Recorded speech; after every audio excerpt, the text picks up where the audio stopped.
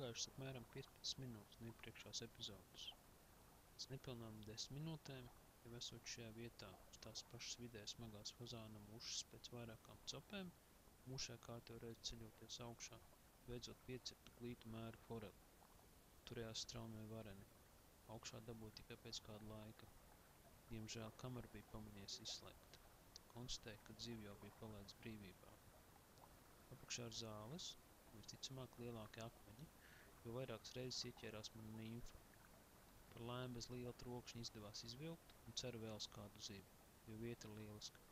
Jā, šīs ķeršanās dēļ nolēmu pāriet uz vieglāku mušu, fazānu nimfu nomainīja pret vēl vienu hītu, sarkanās astes mušu jeb red tāga slapjā izpildījumā. Tā nu es tagad plivinos šķērsām un uz leju pa straumi, kā mušanu makšķerēšanas klasiskā teorija māca, un gaidu copu jebkurā brīdī.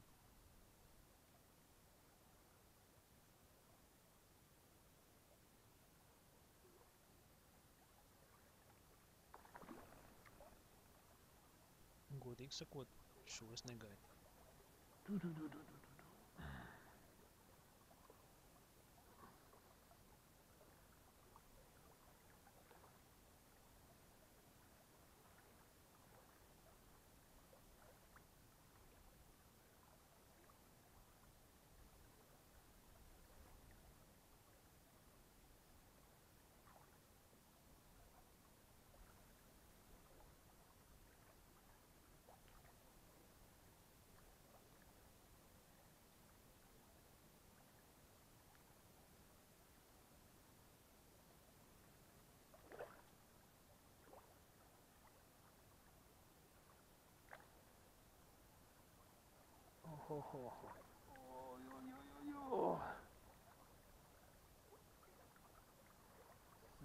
Redz sāk.